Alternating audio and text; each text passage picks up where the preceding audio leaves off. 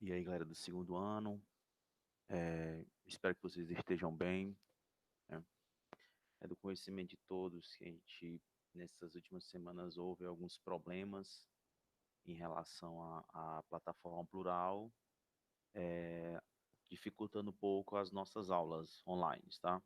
Como uma forma de a gente não prorrogar, né, passar mais tempo sem essas aulas, eu vou gravar essa aula hoje, certo? Essa aula é referente ao assunto que está no livro 6. Eu peguei dois capítulos. Dois não, praticamente três capítulos. Eu estou trabalhando com vocês os capítulos 4, 5 e 6. O 4 fala do tráfico negreiro.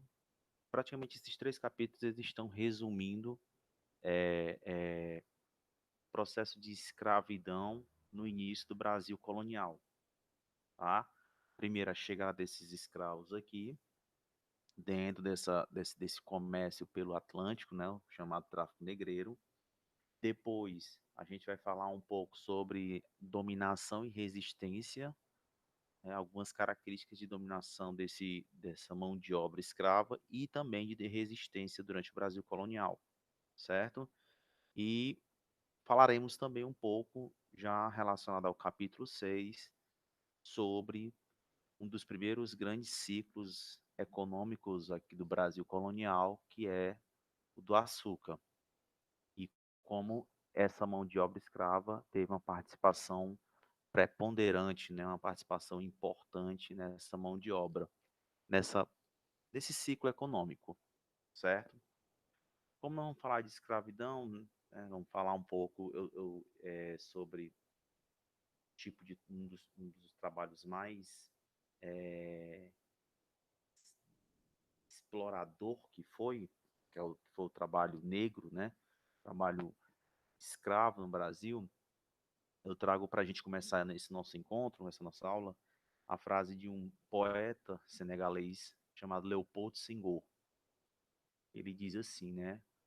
Que esperáveis, pois quando retirássemos a mordaça que tapava estas bocas negras, que elas vos entoarem louvores.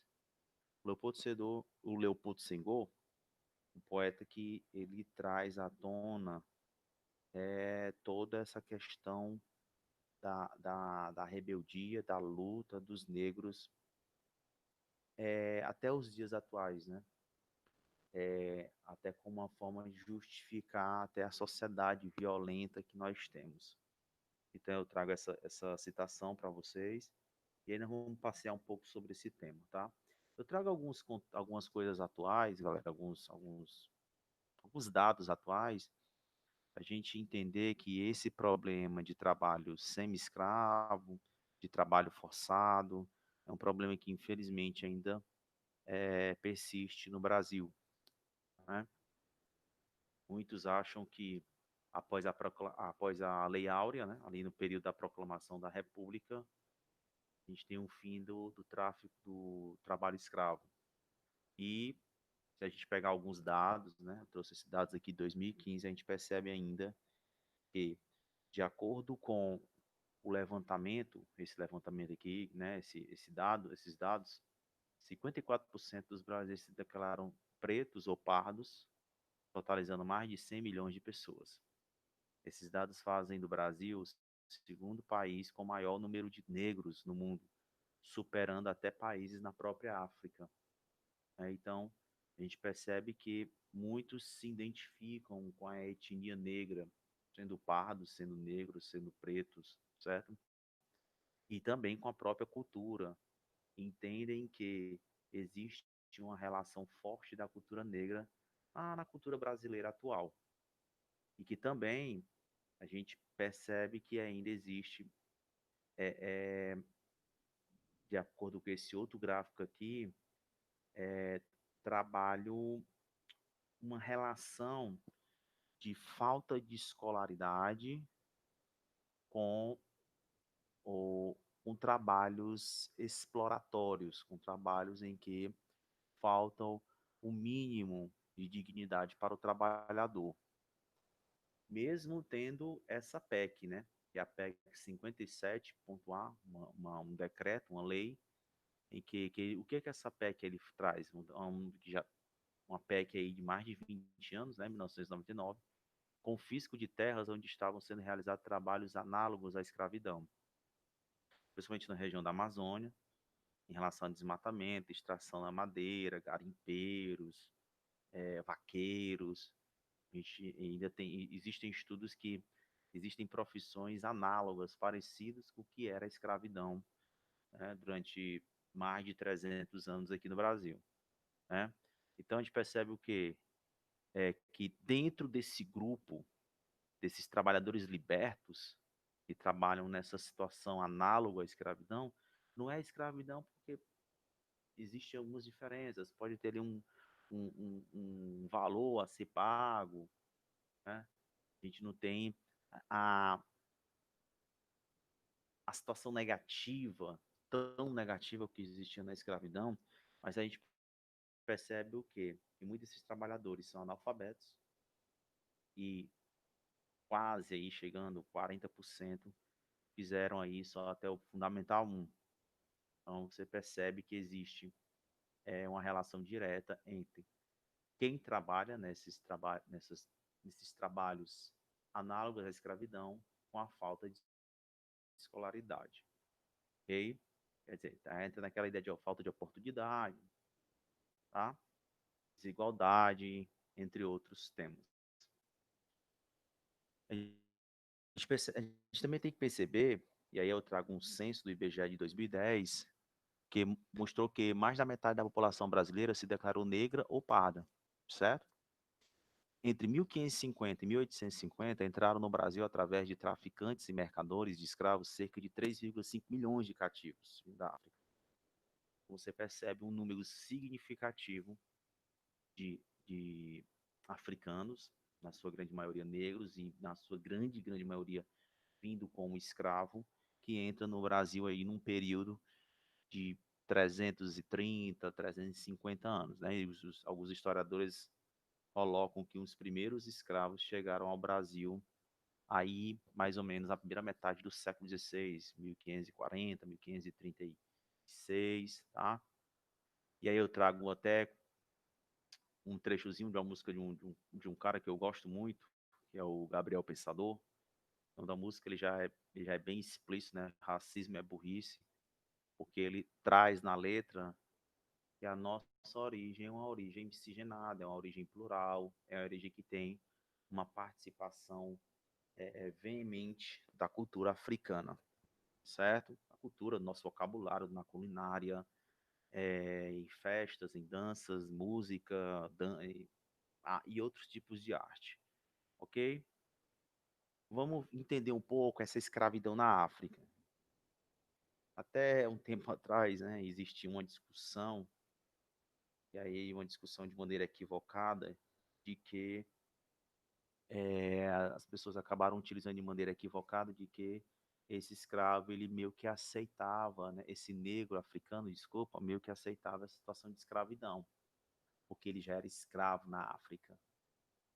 Ele era escravo na África, beleza. Na África, antes das grandes navegações, você tinha guerras tribais, você tinha guerras por questões religiosas, questões territoriais, reinos que dominavam outros reinos. E esses povos que passavam, os povos dominadores, né? Os povos dominados, melhor dizendo, eles passavam a ser escravizados pelos povos dominadores. É claro que a gente tem que entender que não é o mesmo tipo de escravidão que a gente tem no Brasil, que é uma escravidão muito mais penosa, né? Uma escravidão muito mais violenta, podemos dizer o seguinte, e que com muito mais interesse comercial e econômico do que o da África, mas existia. Agora, em nenhum momento, pessoal, né? E é uma coisa extremamente óbvia, né? Lógica, que quem era escravo aceitava a situação de escravidão, aceitava a ideia de escravidão, tá? Mas para que a gente entenda um pouco aí como funcionava esse tráfico negreiro, tá? A escravidão já existia na África antes da chegada dos europeus, certo? Era uma escravidão por guerras ou dívidas. Quer dizer, essa prática de escravidão por guerras ou dívidas você tem desde a antiguidade, né? Povos romanos que vão escravizar povos que eles dominavam, povos egípcios, né? grande exemplo disso são os hebreus no Egito, né? Quando você também tem os hebreus sendo escravizados no cativeiro da Babilônia, tá certo? Então, a gente tinha uma escravidão por guerra ou dívida, tá? Quer dizer, ainda não era a ideia do negro africano como uma mercadoria que a gente vai perceber muito mais aqui no Brasil. A dominação portuguesa ao litoral atlântico africano. A gente estudou nas grandes navegações que quando os portugueses eles saem, né, da Península Ibérica, eles começam a dominar o litoral atlântico da África. Com isso, eles começam a ter contato com o comércio negreiro, com esse negro escravizado, e eles percebem que isso é um comércio extremamente lucrativo, certo? Como é que funcionava esse comércio negreiro? Você tinha um camarada, um representante chamado de pombos. Pombos era o quê? Eram as feiras onde eram comercializados os negros escravizados, certo? E quem perseguia, e quem comprava, e quem ia até a fonte para trazer esse negro para essas feiras, para essas pompas, esses pombos, eram chamados pombeiros, certo? Então, os pombeiros era o, o vendedor, em muitos momentos também caçador, que ele ia até a fonte, trazia esses negros escravos, trazia esses negros já na situação de escravidão para essas feiras. Bombeiros e traficantes compravam os capturados, compravam lá na fonte e levavam para essas feiras, onde os portugueses e também outros povos, né, principalmente os portugueses, realizavam esse comércio negreiro, né? Ok? Então, em que situação esse negro ele vinha da África para o Brasil? Eu coloco aí no Cruzando o Atlântico. Eu coloco um trecho, né, uma citação. As estimativas indicam que de 15 a 20% dos africanos embarcados morreram nessas viagens durante o período em que durou o tráfico negreiro. Quer dizer, só o trajeto África-Brasil, ou África-América Portuguesa, ou América Espanhola, a gente já tinha aí uma taxa de letalidade de 15 a 20%, certo? É claro que, e aí, como você tinha essa taxa de letalidade alta e pela situação desumana, falta de higiene, né? A proliferação de doenças, os navios negreiros eram chamados de tumbeiros, pelo um padre, né? O padre Antônio Vieira chamava, pelo alto índice de morte e letalidade, esses navios de tumbeiros, certo?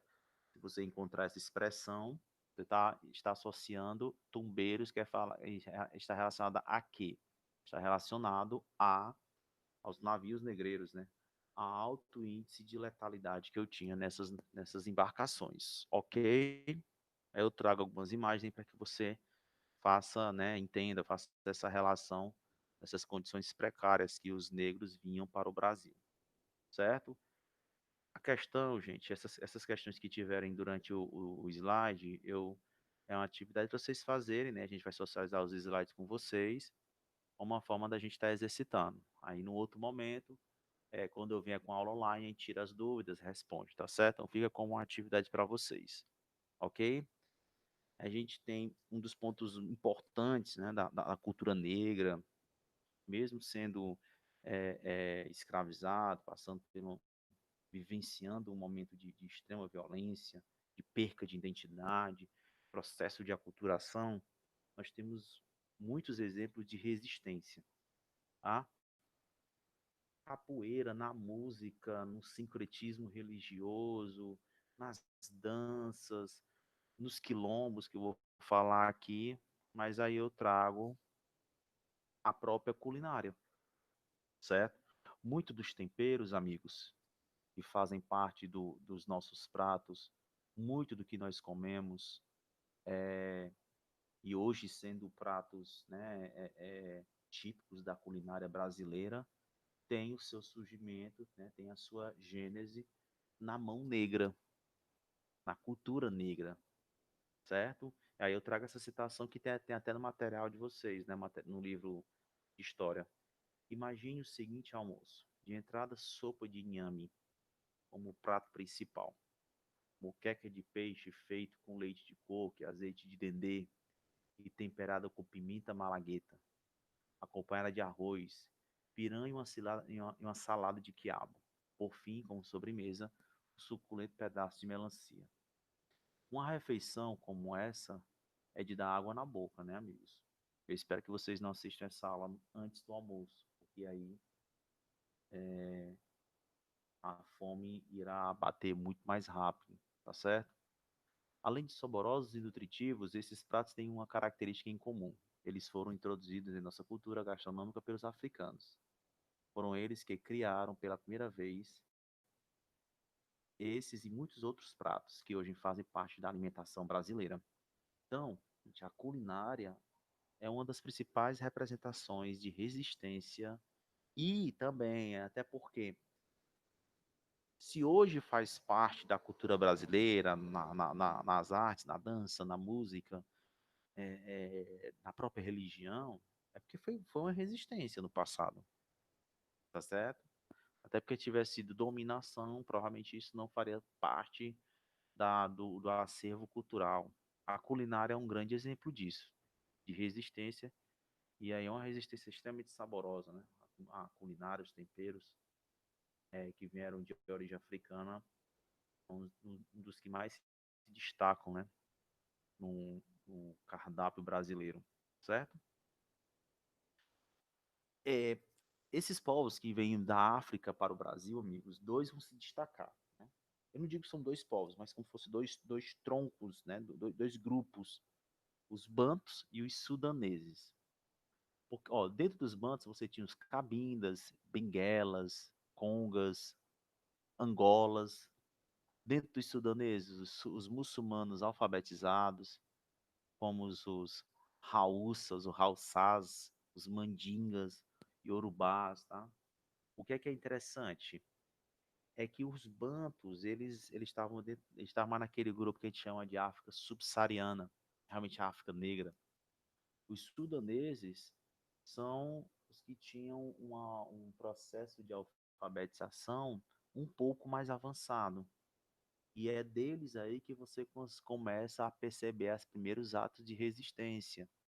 Porque quando esse negro ele saía da África para o Brasil, certo? Ele perdia o laço de familiar, o laço de cidadão, de nacionalidade, podemos dizer o seguinte, o laço de identidade. Então ele chegava no Rio de Janeiro, em São Paulo ou em outra capitania da época, com outros africanos que falavam outros dialetos, que tinham às vezes inimigos, que tinham as guerras tribais, então isso intensificava até a violência entre eles também, certo? Então, além dos bantos e dos sudaneses, eu tinha os que eu chamo de boçais, que eram os recém-chegados, certo? Os ladinos africanos que já tinham passado por um processo de aculturação, e infelizmente, ou felizmente, depende do contexto, muitos desses ladinos, perdão, eles se aliavam aos portugueses e até colaboravam, né, com o processo de perseguição, de captura e de escravidão de outros escravos negros, né, sendo ele também um africano. Então você também tinha isso. E os crioulos, né, descendentes de africanos nascidos no Brasil, certo? A gente precisa ter um cuidado com essa expressão crioulo, tá?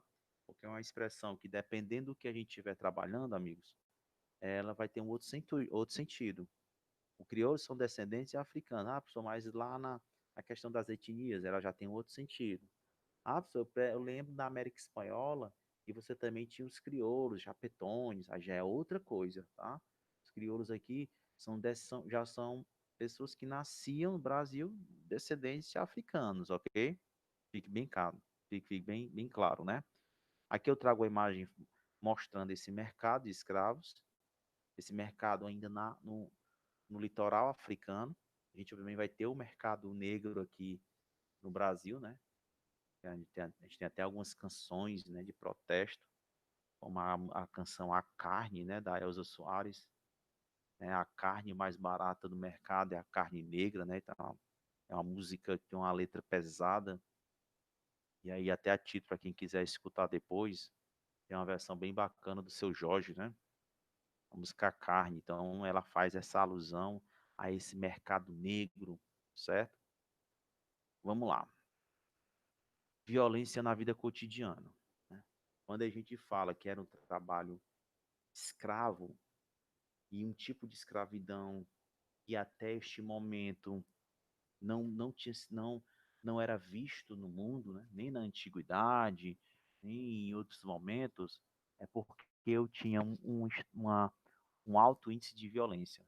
Em jornada de trabalho de 18 horas por dia, violências físicas e psicológicas, o próprio processo de aculturação, a perca de identidade, o nome que esse africano tinha lá no Brasil era o nome que agora ele perdeu, ele tem agora uma outra identidade, ou às vezes não tinha nem mais a identidade, era um ser indigente, certo?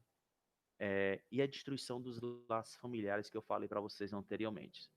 Mal alimentados, extenuados pelo trabalho de sol a sol e vítimas de violência constante, os escravos não resistiam muito.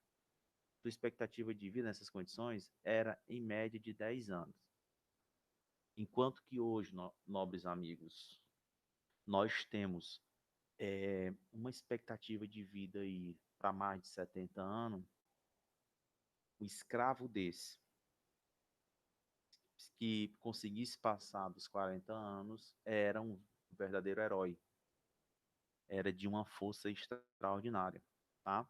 E aqui ao lado eu trago uma imagem com alguns instrumentos, né, que simbolizavam essas torturas, essas violências. Se, quem já visitou, né, a gente tem um chamado Museu do Negro Liberto, em Redenção, né? Até porque redenção, a expressão redenção é porque foi uma das primeiras cidades, né? O estado de Ceará foi um dos primeiros estados a libertar os escravos, então tem essa expressão, né? E lá foi criado o Museu do Negro Liberto. Lá, quem já visitou, ou quem tem interesse a visitar, ele tem uma. Você visita também a senzala, e lá você ainda consegue vivenciar, né? Alguns instrumentos de tortura, certo? Muito utilizado durante o período da escravidão. Certo, amigos? Então, a gente tinha uma violência, um alto índice de violência, né, no cotidiano, certo? E que tipo de resistência? Como é que os negros resistiam a tudo isso? Redução do ritmo de trabalho, sabotavam máquinas, destroem ferramentas, incendiavam plantações, prática do aborto, né, suicídio, tentativa de assassinato dos senhores e feitores. E dentro desse contexto de resistência, galera, nós vamos ter também algumas rebeliões, como os malês, que a gente vai falar um pouco melhor dessas revoltas, como malês, balaiada, quando a gente vai estar trabalhando com vocês no período chamado período regencial, mais ou menos aí no final do ano, para os alunos do segundo ano, certo? Então, dentro desse contexto aí, eu tinha fugas, foi construída a questão dos quilombos, aí eu tenho a imagem do quilombo, né, que é o mais conhecido, que é o Palmares, certo? Dos mocambos, tá? Uma coisa interessante sobre os quilombos é que hoje eu tenho as chamadas comunidades quilombolas.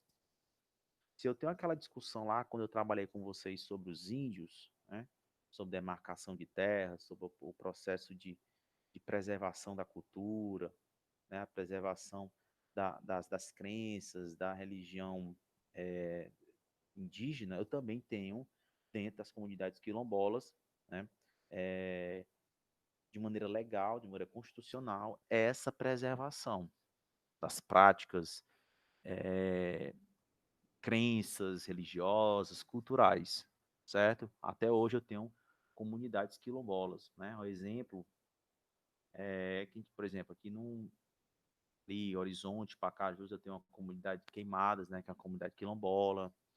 Enfim, existem outras, né? Tanto no nosso estado como no Brasil, certo? Então a resistência era essa. E além dessa resistência, né, a gente também tem a resistência do sincretismo religioso, né, tentar adaptar a religião africana para o catolicismo que predominava, para que continuasse os africanos a seguir essa religião, a própria culinária, como eu comentei anteriormente, nas danças, certo? Então a gente também tinha outras formas de resistência, né? A escravidão, amigos, elas não existiam apenas como posso dizer, num espaço rural. A gente associa muito a escravidão às fazendas de café, às fazendas do açúcar, né? Mas também tinha escravidão nas cidades, e até um tipo de escravidão, né? Até um tipo de escravo diferenciado, podemos dizer o seguinte. A principal escravidão que eu tinha nas cidades era chamados escravos de ganho, que foram uma figura comum nas cidades brasileiras do século XIX, desde a partir do século XVIII. Os menos especializados trabalhavam como remadores, carregadores, vendedores, ambulantes. Os que dominavam algum ofício, marceneiros, sapateiros, podiam trabalhar em oficinas próprias ou montadas por seus proprietários, né? Então, quando você chega aí no século XVIII, no século XIX, em que essa escravidão ela continua ainda em alta, né? Você tem altos índices ainda de escravos chegando no Brasil, mas agora você não tem mais essa escravidão apenas nas fazendas. Você começa a ter agora um tipo de escravo que vai para a cidade, né? Que começa a trabalhar em outros setores, começa a ser um pequeno vendedor, tá entendendo? Então a gente precisa entender toda essa complexidade social em relação à escravidão no Brasil.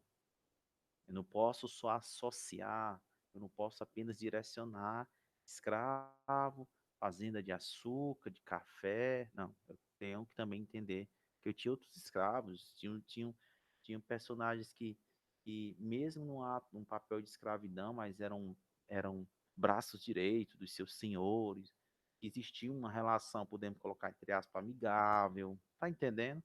Então,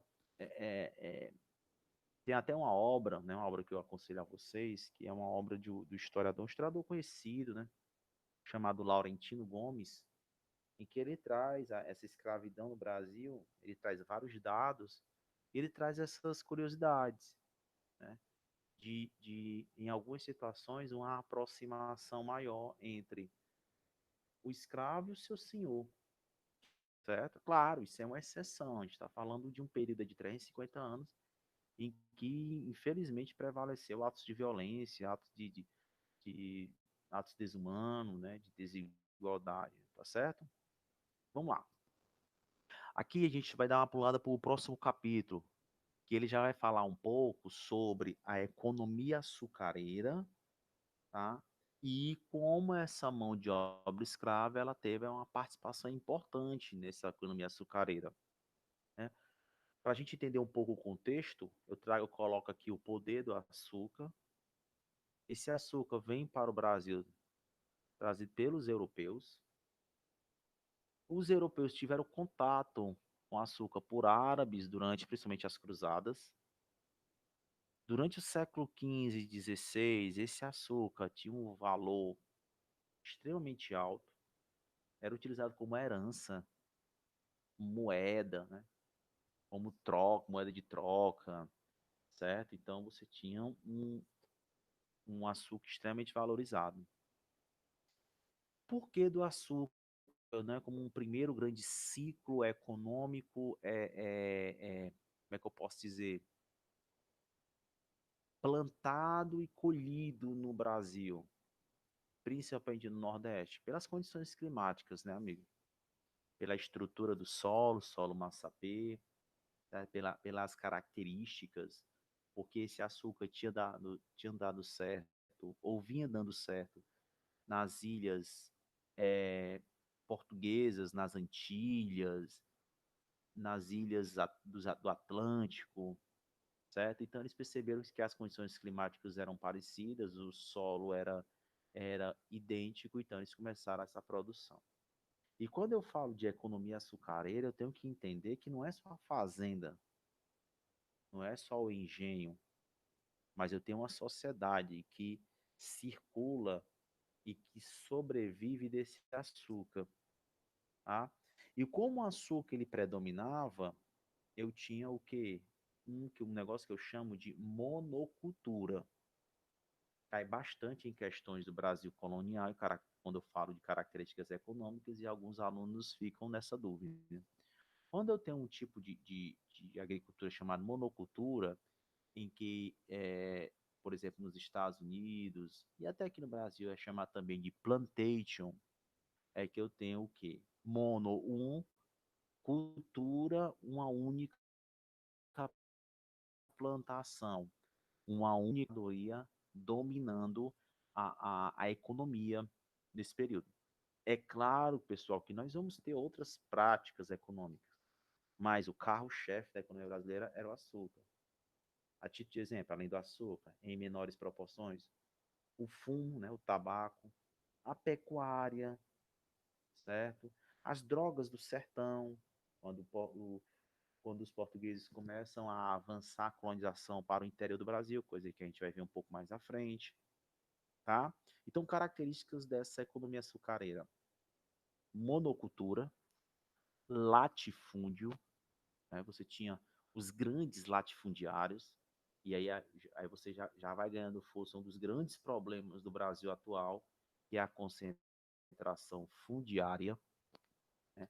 A concentração de grandes extensões de terra na mão de poucos, e a mão de obra mais utilizada era a escravidão, certo? Os primeiros engenhos, mais ou menos ali em 1532, com a Martim Afonso de Souza, que é um dos primeiros capitães donatários, né, de São Vicente, mas a gente vai ter o êxito no Nordeste, devido principalmente ao solo massapê, as condições climáticas tropicais, tá? Eu trago aqui uma citação para a gente, né, intensificar aqui a nossa explicação, que diz assim: inicialmente o termo engenho designava apenas a edificação na qual se fabricava o açúcar. Mais tarde, passou a indicar todo o complexo que envolvia a produção açucareira: os canaviais, as matas, de onde se extraía lenha para as fornalhas, casa grande, residência do proprietário, a senzala, tá? É como eu falei provavelmente, o alojamento dos escravos, a moenda, os demais instrumentos. Então, todo esse complexo de produção, até porque a produção do açúcar era uma produção relativamente complexa, era o engenho. Era meio que a sociedade, certo? Eu não tenho apenas a produção do açúcar ali, eu tenho agora todo um complexo social. Quando eu falo de sociedade açucareira, amigos, nesse complexo, eu falo de sociedade prioritariamente patriarcal, e que esse senhor do engenho ele tinha poderes políticos, até porque eram grandes latifundiários, eles já tinham uma dominação na sua região, eles já tinham aquele poder de ser o grande detentor, poder dos latifúndios, mas também o poder político, tá certo?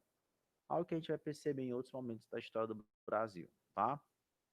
Como é que funcionava o trabalho nos engenhos? Você tinha grandes investimentos na época, era o trabalho escravo, em uma situação desumana.